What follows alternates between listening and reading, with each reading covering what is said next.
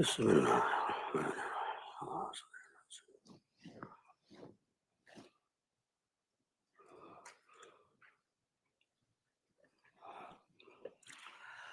We are on Sūrah al-Mulk. Allahumma salli ala Sayyidina Muhammad.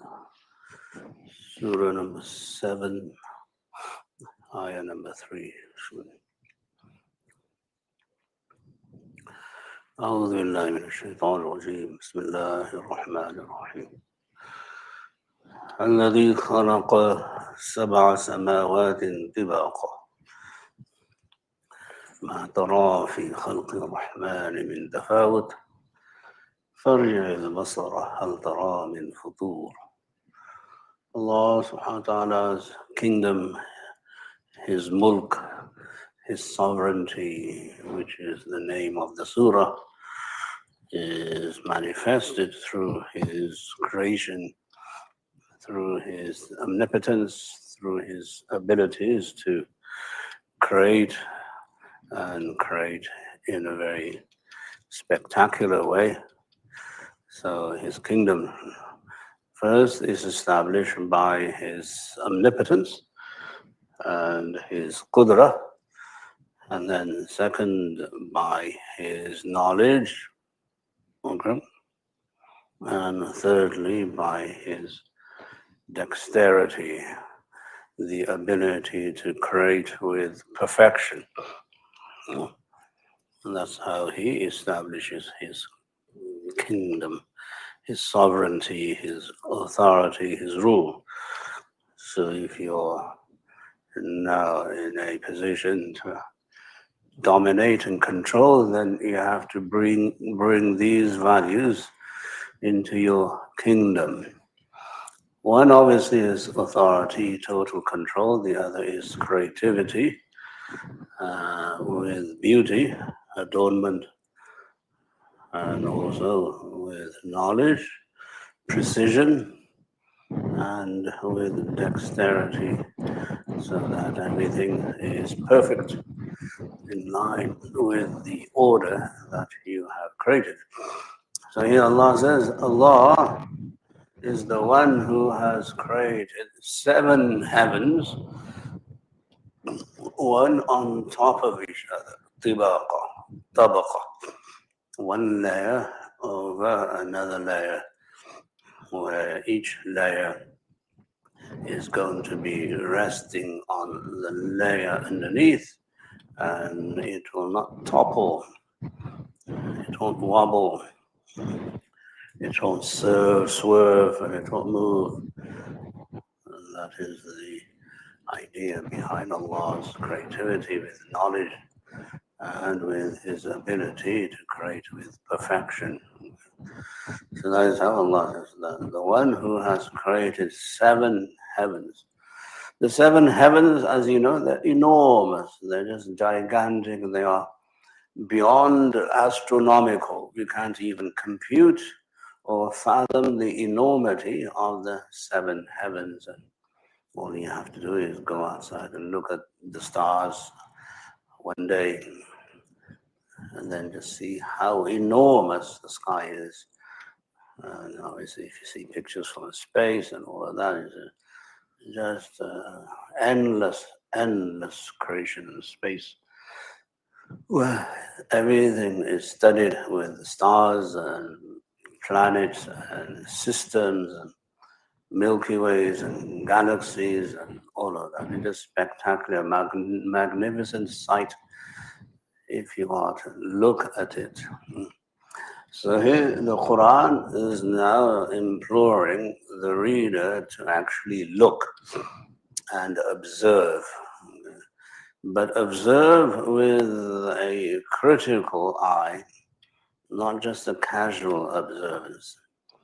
Meaning there has to be reflection, and you have to think about what it is you're looking at, and you have to understand what it takes to create something. Anyway, ما ترى في خلق الرحمن من تفاوت. You will not see any disorder or any, what do you call it, lacks, frailty, or inconsistency in the creation of the Rahman. Meaning, because Allah is Ar-Rahman, Allah subhanahu wa ta'ala will create with His name Ar-Rahman, and the Rahmaniyya requires that there is now absolute order, and there is nothing except perfection, and there are no inconsistencies, there are no holes. Okay. There's nothing that you can say, oh, he missed this detail, or he missed this detail, or he missed this detail. Everything is measured, everything is precise, everything is calculated. On top of that, everything is beautiful because of Ar-Rahman. Okay, so Ar-Rahman is not your English language translation is quite pathetic. The merciful, it doesn't do any justice. Okay?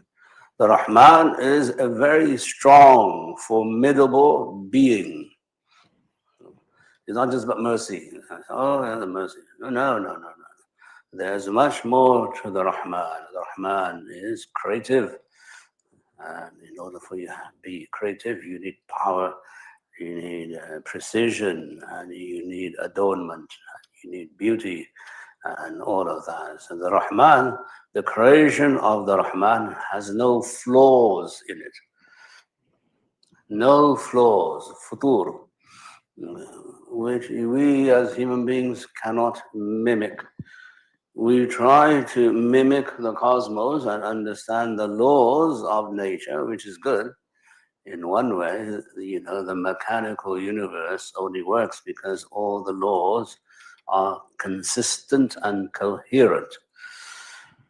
So Allah has placed the laws in a consistent, coherent way where man is able to understand some of those laws, not all of them, a few of them, enough for them to navigate life on earth and so on.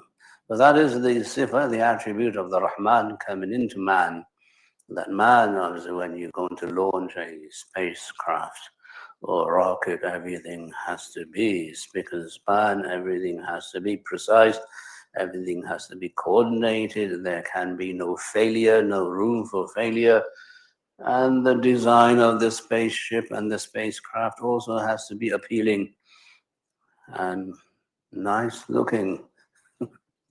That's what man does. He copies the Rahman, which is good in one sense. But he'll never get to the perfection of the Rahman because in the creation of the Rahman, there is nothing except absolute benefit. There is no harm in the creation of the Rahman. There are no side effects. So that's another thing you have to remember about the Rahman. As I said, if you go with the English translation, it's pathetically incompetent. Don't go with the English translation. Use the word Rahman. Don't translate it. Who is he? He is the Rahman. Finish, khalas. If you translate it, you lose everything. There's no substance left. Yeah. So here the Rahman has all of these attributes and qualities. That number one, he is created and he is creating with passion. There's a certain amount of passion in the word Rahman also. And obviously, as I said, there's a lot of dexterity, there's a lot of accuracy, precision, knowledge, order, and all of that. So you will find no fault, futur, in the creation of the Rahman. No negatives, no side effects. Everything is beneficial. This word will be used again in the surah, as you will see, inshallah. So Allah is now saying that look at the sky, look at the heaven. You can't see anything here in urban Chicago. I suggest you take a night trip 30 miles west as an exercise of contemplation, as an exercise of ibadah. Go on a trip with your family and look at the stars. Look at how the sky is. You should do it because that's part of your Islam. Don't be stuck in your house with neon lights and stuff. No, go and look at nature. Observe nature. You should observe nature with an eye of rahmah. an eye of love for the Rahman, and you'll be mesmerized, just mesmerized by the enormity of the sky and how the sky is decorated and how the sky stands up on itself. As the Quran says, بِغَيْرِ عَمَدٍ تَرَوْنَهَا. There's no pillar there. Have you ever heard of a house where there is no support, no pillar whatsoever? If you're going to create a dome, the dome has to rest on something, right? But the sky doesn't rest on anything. It is pillarless. So you have to engage in your thought, develop a relationship with the Khaliq, with the Rahman, and become intuitively involved in the beauty of Allah's creation.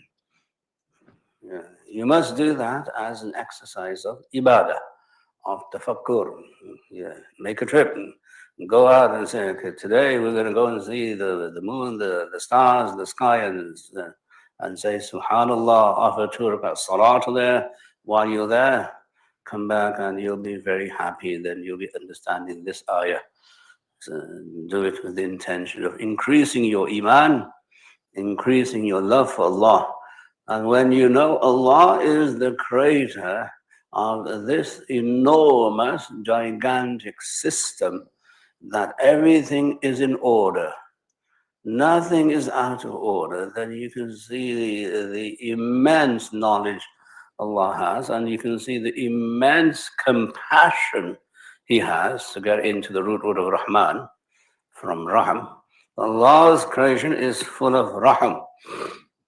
So we must access that by observing, by looking, not just by thinking. Go out and look, and you'll see the amazing creation of Allah subhanahu wa ta'ala.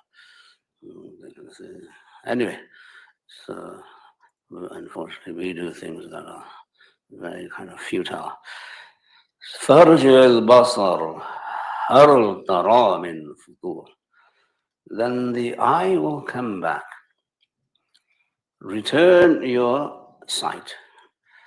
The basar, the sight will come back, and then do you see any flaw in Allah's creation? Allah is now challenging you. Go outside into the wilderness and see if you find any flaw, any irregularity, any anomaly. And say, no, you will not find any flaw in Allah's creation, because He is now creating with His Sifah ar-Rahman. So develop this compassion for Allah's creation, and then that creation should lead you to Allah.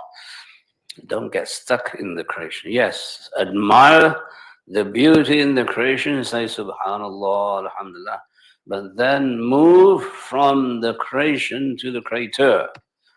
That's your ibadah. Once you connect the creation to the Creator, you have now performed an ibadah. But if you get stuck in the creation and you marvel, then that's not ibadah. That's called materialism. That's what the non-Muslim scientist does. That he gets stuck in the creation, in the laws and in the mathematics and the physics. And so he says, yes, you can decipher that through your studies and use it to understand and navigate whatever it is you want to navigate. That's fine. Meaning the utility of knowing how Allah's creation works is beneficial for all of mankind. And we see it, mashallah. But at the same time, you have to attach Allah's creation to Allah, because that's where it comes from. So this is the Quran challenging all of its readers to do something that is going to lead you to felicity and happiness in the Akhirah. ثم رجع البصر كرتين ينقلب إليك البصر خاسئا وهو حسير. And then do it again. Allah says, repeat the exercise. Repeat the exercise. One is, mashallah, you read the Quran and you do tahajjud and you fast. That is one exercise. One is this. physical observation of the might and power of Allah's creation. It should be, you can make a field trip out of it, I don't know, whatever you want to do. What I'm saying is that we should be engaged in observing Allah's creation so that we develop love for Allah and we develop yaqeen that Allah, the one who creates all of this, is more than capable of creating things for us in the world. Right? So from the macro, you get to the micro. And that's how you give yourself therapy. If you're depressed, go outside in the boonies and look at the sky. You won't be depressed. Yeah. Don't do drugs. This is the drug you need to administer. The drug of observing Allah's creation. So I'm saying that the Quran then says that go again and then return your sight, karratain, twice, another time. What will happen? Yanqalib ilayka al-basar, your gaze and your eyesight will come back to you. It will return to you because there's nowhere else to look. Empty space, and then the gaze comes back to you. But when it does, then you are now constricted, Qasim, and wahuwa hasir, and you are fatigued. You're fatigued by observing the enormity of Allah's creation, the hikmah in Allah's creation. So this has to be an exercise that Muslims do. And early Muslims always did that. They were used to, mashallah, being in the desert. They were used to traveling in the desert, and they didn't have neon light, and there was nothing to stop them from observing, appreciating Allah's creation, where you're in touch with nature. You have a certain sense in so-called modern day ideas of retreat, but the idea of retreat has to be coupled with the ibadah of Allah, not just a corporate retreat where you throw away your cell phones. It has to be, you have to be, if you're going to detach from something, then attach to someone better than what you are detaching from. What you are detaching from is the creation. What you're attaching yourself to is Allah, the creator. So that's the idea of a retreat.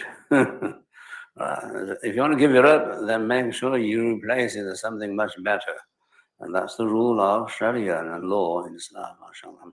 So I'm saying Allah is challenging all of human beings to do this as a regular exercise. Okay, we must do this as an act of ibadah and create an environment, a culture within our communities that we should do this to observe the glory, the mulk, the name of the Sūrah al-Mulk, the sovereignty, the kingdom of Allah. Go and see Allah's kingdom.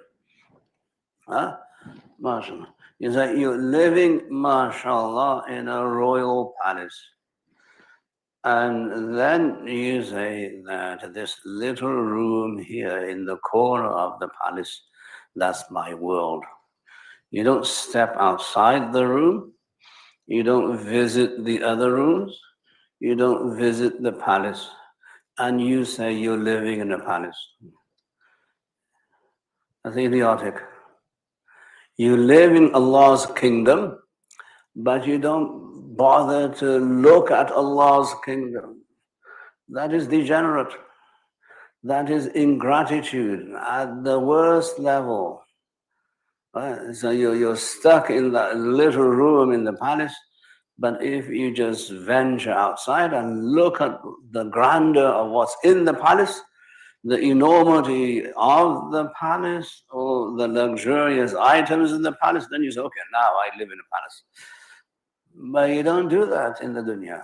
You're stuck somewhere in urban Chicago, and you don't go out and see Allah's kingdom. You have to see Allah's kingdom, witness it, observe it, and enjoy it Then you can say, Subhanallah, I live under Allah's kingdom. Mulk. But if you don't do that, then you are ungrateful. And you don't know how to appreciate Allah's ni'mah. So you have to do it. Make it a point that you're going to do this, inshallah. You guys are going to do that? Or you're going to go to Qahwa house? Huh? What say you? I don't hear anybody saying anything. Are you guys going to do this? Good. That's what I wanted to hear. Not just dummies in there. Oh, good point. Oh, a good point. No, do it. Make it a point to go. Make a plan to go. Take your family. MashaAllah. If you do it, then you'll be happy. You'll see you'll be relieved of stress. It's stress relief. It's absolute stress relief. For those of you who have ventured the country and you go to other places in the country where you go here and there and you see and you observe nature in the US. The USA is a beautiful country. Don't knock it. Enjoy it. Appreciate it. It's Allah's ni'mah. Enjoy the natural beauty of this country. It is there for your pleasure, for your enjoyment. Go there, appreciate it, say Subhanallah, say Allahu Akbar, and take everybody with you. Right? That's how you enjoy Allah's kingdom. By looking at it, observing it, appreciating it. So here Allah is challenging the reader of the Quran. Obviously in those days, mashallah, they had a very nomadic life and they weren't stuck in the city and it was all natural for them. But even for them, even though it is part of their everyday life, the Quran is still challenging them. So whenever you go in the desert and you see that your gaze will return to you and you will not know where to look. Everything will come back to you. And you're very constricted, very restricted, almost asphyxiating in your inability to fathom the depth and the breadth of Allah's creation. So here Allah subhanahu wa ta'ala is saying that He is, that in His hand is the mulk, biyadihil mulk, the sovereignty and kingdom. Now when you have this superb kingdom, take advantage of it, look at it, observe it, study it, think about it, and that's your observation. That is your empirical method of learning. Scientists do it, they look at everything in creation, obviously with the restrictions of kufr. But Muslims, when they looked into Allah's creation, they observed and they also had hypotheses of how does this work. They also found laws that work. They also found the order in the system in which Allah creates. So they became dynamic scientists because they were attached to the Creator and not stuck in creation. That's the difference between a Muslim scientist and a non-Muslim. The Muslim scientists will look and observe at the same matter, the same data as a non-Muslim scientist. The difference is the Muslim scientist will say this is Allah's doing. Allah, because He has order in Him, He has knowledge, He has wisdom, He has precision. He does this with a system, with an order. So you have to think, contemplate, experiment if you want, to find that order. When you find that order, now that's beneficial for mankind. And that is what science does, because then when it's beneficial, you develop technology and you make it normal for other human beings. That's how it's done. The productivity is based on your ability to enjoy, observe, and then decipher all the rules that Allah has placed in that order. So when you're observing the order of physics, for instance, you're observing Allah's rules, not the rules of scientists. So we have to get away from that everything that scientists do is now based on this. No. You should do the same exercise as a Muslim, and if you find the rules then you should implement the rules, experiment, try them out, and make it normal for other human beings to benefit from the same rules. That's your job as a Muslim scientist. Right? So you benefit others based on Allah's name, the Rahman. Because the Rahman, He's going to share His creation with His creation. So the scientist also should share his creation with other human beings. Not necessarily for profit, but for the sake of compassion and rahmah with and for other human beings. So you normalize it, right? I mean, those are the ethics of how you want to engage in science if you choose to do so, but we should do so. And obviously, the state will sponsor that. So the Muslim states and Muslim, Khilafah used to sponsor scientific research. It's not just a kafir thing. Oh, NASA is a kafir. No, don't be so short-sighted. And don't be stupid. It's a Muslim project, making sure that people know Allah's laws. So one law is Sharia law, which is the Tashri', and the other law is Takween, the laws of the cosmos. And they're both laws, they're both Amr, they're both order, they're both command of Allah. So you should understand both this and that in order for you to be the comprehensive Muslim. Follow the order of Sharia and observe the order of the cosmos. That's when you're going to be comprehensive. So I said, no, unfortunately, the West has developed and they've done things which are somewhat mind-boggling, and they do things.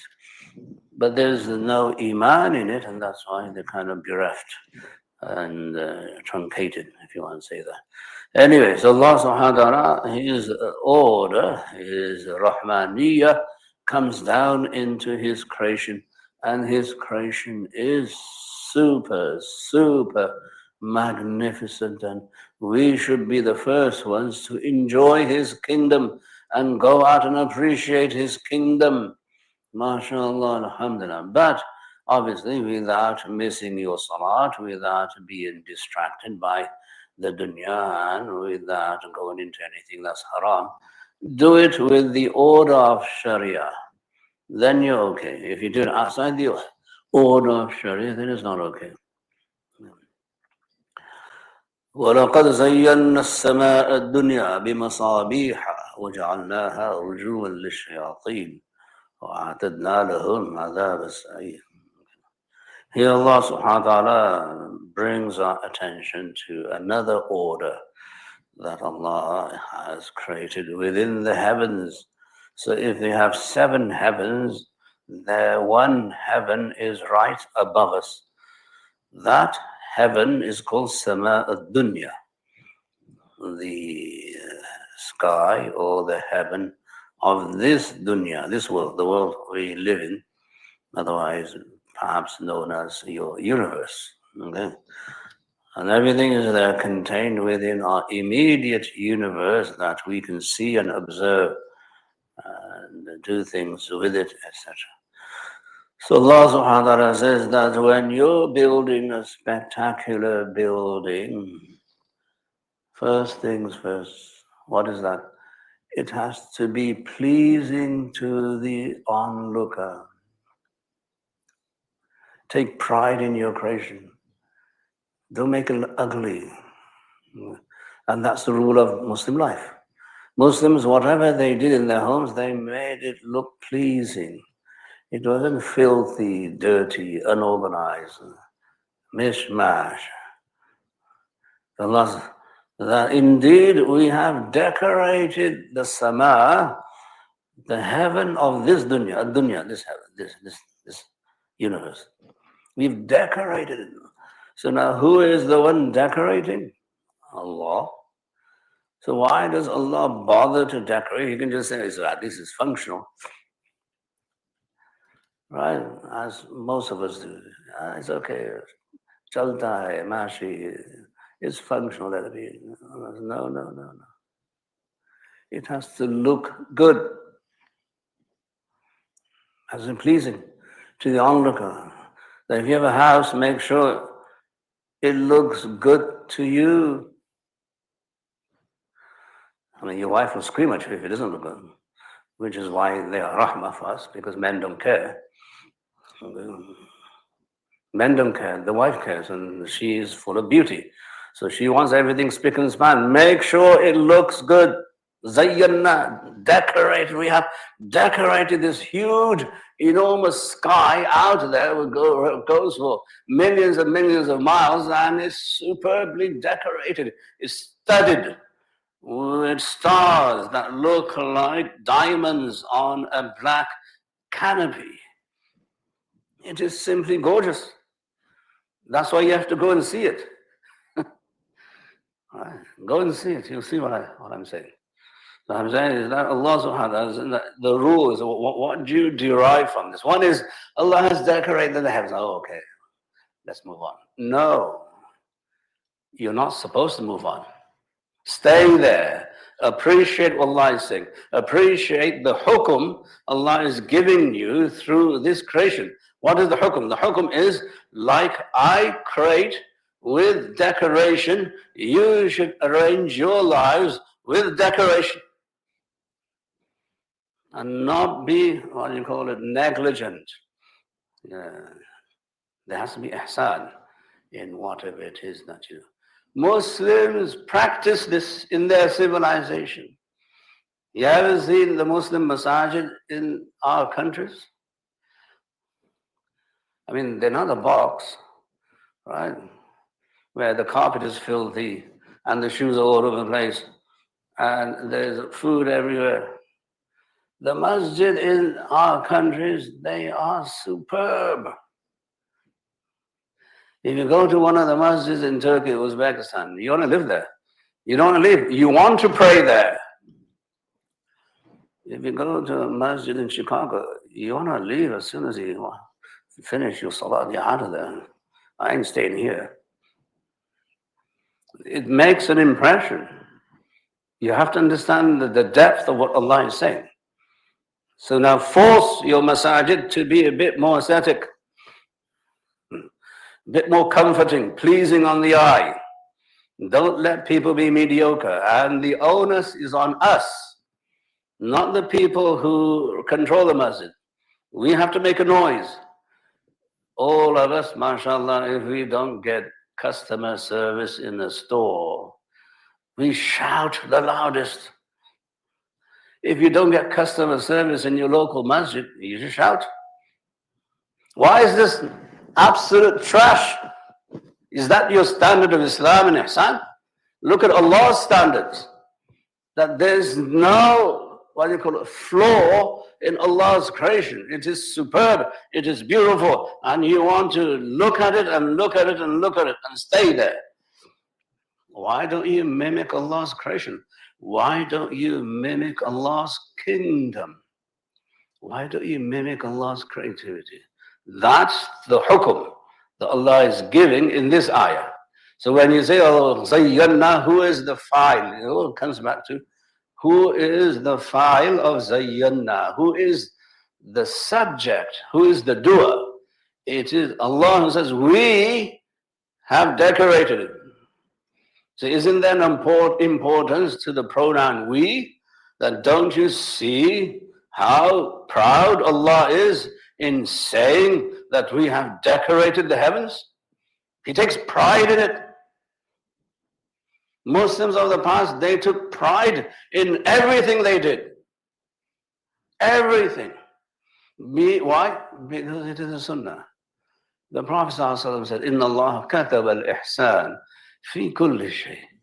Allah has prescribed ihsan in everything.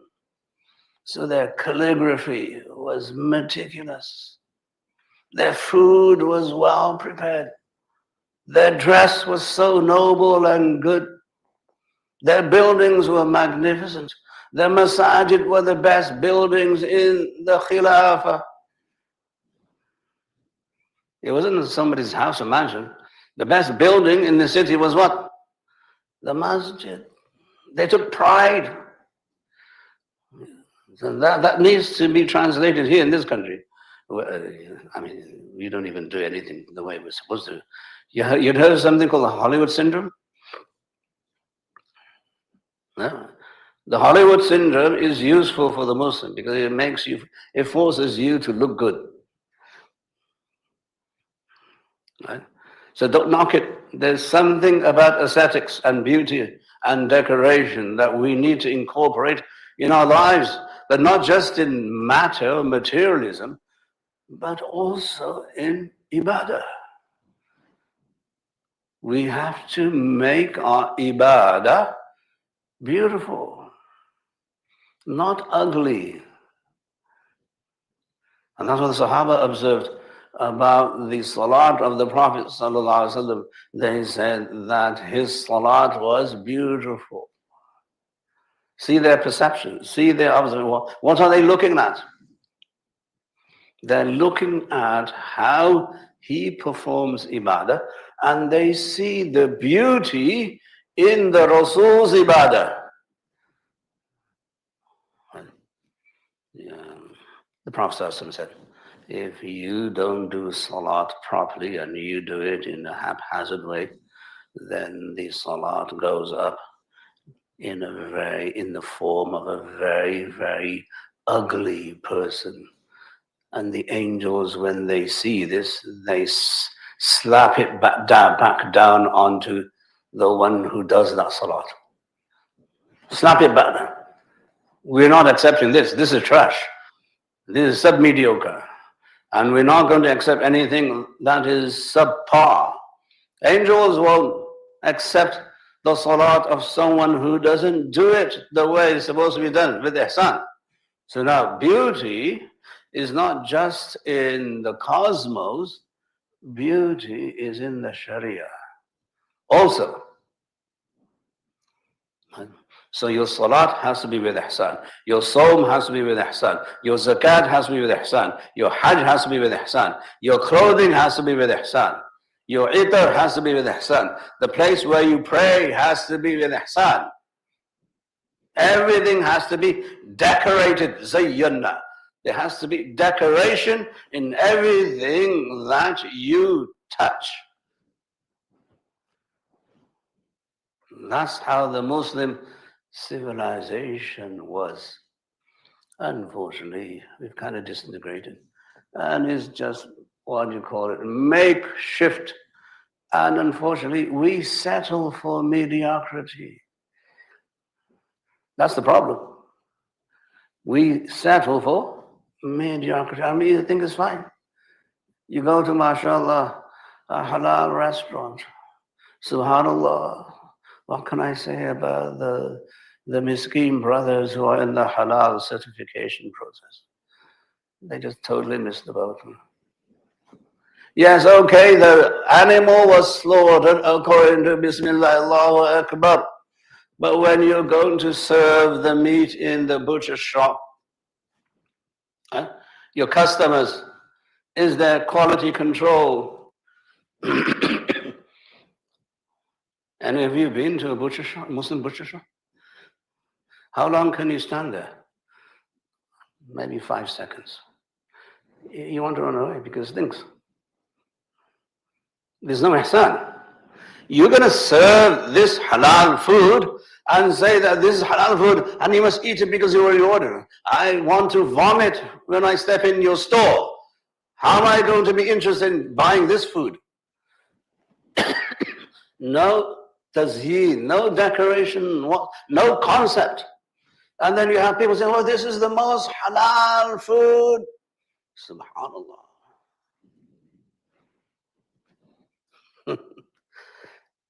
Not understanding the civilizational value. And who is the problem? We are. Because we settle for that level of mediocrity. And we say to the shopkeepers, okay, mashallah, Allah give you barakah, you're selling halal. But what about customer service? You should be able to eat from the floor of your butcher shop. That's how pristine and clean and hygienic it should be.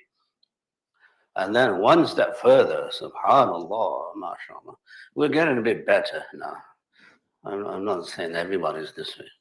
But the restaurants that you walk into, mashallah, subhanallah, Allahu Akbar, there's no decorations there. I mean, there may be some cosmetic decor on the walls or whatever, which leaves a lot to be desired. They need interior decorators for that. I'm sure they should spend some money on it.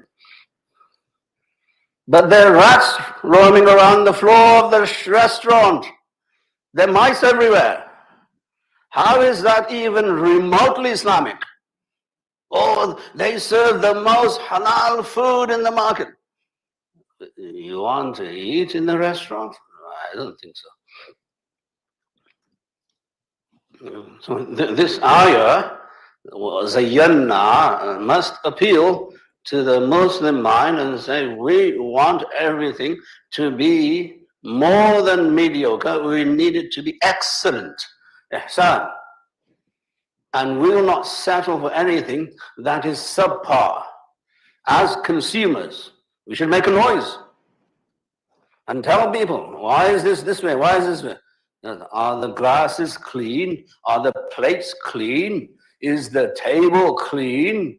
Are the chairs okay? Is that you're going to sit on the chair then fall on the ground? No sense of tazyin, decoration. No sense whatsoever. And you're going around, oh, we have so many Muslim restaurants, mashallah. If I was the inspector, I shut all of them down. I won't pass anyone for hygiene. Not one of them. They're all subpar, mediocre, at best. So I'm saying that when we learn from the Quran gives us this dynamism that we used to have. And for some reason, it just left, evaporated. Nobody cares. Nobody cares. Why? As long as we have the halal label, we're okay. But Islam is much more than halal. It's about ihsan. It is about aesthetics. It is about adornment. It is about decoration. It is about zayyanna. That Allah takes pride in everything He creates. Everything. So that one is that it must be pleasing to the eye, zayyanna. And the other, that it must be functional. وَجَعَلْنَا رُجُومًا لِلشَّيَاطِينِ. And we have made now everything there in the sky a means of missiles against the devils, protection, security. So if you're going to build a house, make sure you afford security in your house. And that's what you do. You build a house and you want to make sure it's secure, right? And we do everything to make sure the house is secure. Normal thing. But here Allah is saying that I built this gigantic canopy, a roof over you in this dunya, known as the sky, but I have protected it from potential danger and destruction. You see Allah's knowledge? It's comprehensive. Allah obviously doesn't leave anything to the imagination. And what Muslims should do is copy Allah's creation. That's why you have to observe, you have to see, you have to mimic, you have to think about it, you have to be dynamically involved with the Creator. What is Allah doing here? Allah is that He's affording protection for people who live under this sky from enemies who are destructive. Who are those? Shayateen. The devils. The devils, they do exist, you know. They're not some abstract AI thing out there. They don't live on the internet. They're actually real. They are physical. They live in the universe. And they do impede the progress of human beings. It is real. It's not imaginary. It is not folklore. So he said, Allah says, I have made the sky in such a way that I protect you from potential enemies and from destruction. That is the Rahmaniyya of Allah. See, Allah is not Rahman, how He brings His Rahmah and His compassion into His creation. So Allah does this because He is Allah. We should do the same thing, that if you want to live in a house, you can expand the theory of house. What is that? Your house. You live in this, 2-car garage house, Allah give you barakah and sukoon and everything else. So you're going to protect it. Make sure that the inhabitants of this house, they are protected and they're secure. Give them security at every level. Then you have your neighborhood. You live in the neighborhood, right? So what are you doing to secure the neighborhood? That has to be an effort that Muslims must engage in. It's not just that the police must do it.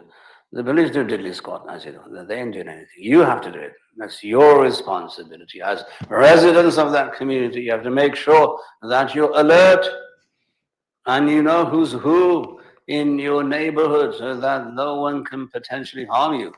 And then you expand that. Okay, how about your city? The Baladiyah, how about the city? Who's going to protect the city from harm and enemies? And then you have to do something about controlling violence in your city and controlling hunger in your city and affording a good neighborhood in your city. You have to be engaged in that. And don't settle for mediocrity. No, it's okay. You have to be part of that system. So engagement with your local community and your city is very Muslim. And we used to do this very well. We used to make the place secure wherever we lived, whether it's in the house, whether it's in the neighborhood, whether it's in the masjid or the city we lived. We made the city secure as part of our civilization. And then you expand it even further. And then go to the nation. Okay? Is your nation secure? What are you doing? All these people, they are politicians, then they have all these manifestos and they have these programs under them. Can you secure your country from what? From mass murder, from homicide, from rape, from crime, from violence, from other insecurities? Have you done that? You don't think about it. Allah, who creates this huge universe, He says, I'm creating the universe. First, it's going to be so good and beautiful that you'll enjoy looking at it and you'll enjoy living it. And secondly, I'm going to make sure I secure it. I've seen the philosophy of living. And Allah subhanahu wa ta'ala has given these hidayat, guidance to us in the Quran. We just have to look at it, read it, understand it, not at the surface level. Think about it. Sit down and think, ponder about what Allah is saying to us through His creation. فِي كُلِّ شَيْءٍ لَهُ آيَةٌ تَدُلُّ عَلَى أَنَّهُ وَاحِدٌ. As we know, an Arabic proverb, that in everything Allah creates, there's a sign that Allah is one. So Allah is the one who does everything for us because He is Rahman. And His creation is built upon His Rahmaniyya, that He is now going to make sure that you don't suffer and you enjoy and you live very successfully with immense sukoon on this planet. And so I'm saying that this is Allah's mulk, Allah's kingdom. If there's a king and he is going to invite you to live in his palace, then he's going to do everything that makes sure that you are comfortable while you're there in the palace. So Allah is saying, this huge palace kingdom, mulk of mine, I've made it such that you will enjoy being there and you'll be secure. This in this dunya. That's what is Sama ad-dunya. And then what is Jannah? Jannah is the next level of security, the next level of pleasure. You see how now Allah has allowed us to compare the dunya with Jannah. If you want this, then if you have government or authority or wilaya or you have a position, then you have to make all your institutions pleasing to the eye. Spend money, invest in it, doesn't matter. Oh, we don't have money for this, it doesn't matter. We're not settling for mediocrity. Spend the money and do it properly the first time. And then make sure it's secure, that nobody gets hurt when they are in your institution. You have to give them security and do everything you can to make sure it is secure. And also, these are rules that we derive from this hidayah, the Quran. This guidance is for us to bring out the guidance through our thinking, our contemplation, our engagement with Allah. If you look at the world through Allah's vantage point, you'll get guidance. If you look at the world through your vantage point, you won't get guidance. Because now you're secular. You're not a Muslim. A Muslim looks to the creation through the lens of Allah's creation, Allah's engagement, Allah's participation. If you do that, then Allah will bless us and give us tawfiq. May Allah guide us and allow us to benefit from the Quran and enjoy Allah's mulk as we live in His mulk in this world and also in the next world. Ameen ya Allah. Do you have one Sunday left? There's one Sunday left. We'll have tafsir next Sunday. There's no tafsir in July, but next week we'll have one more session. Jazakumullah khair. Subhanallah wa bihamdihi. أشهد أن لا إله إلا أنت نستغفرك.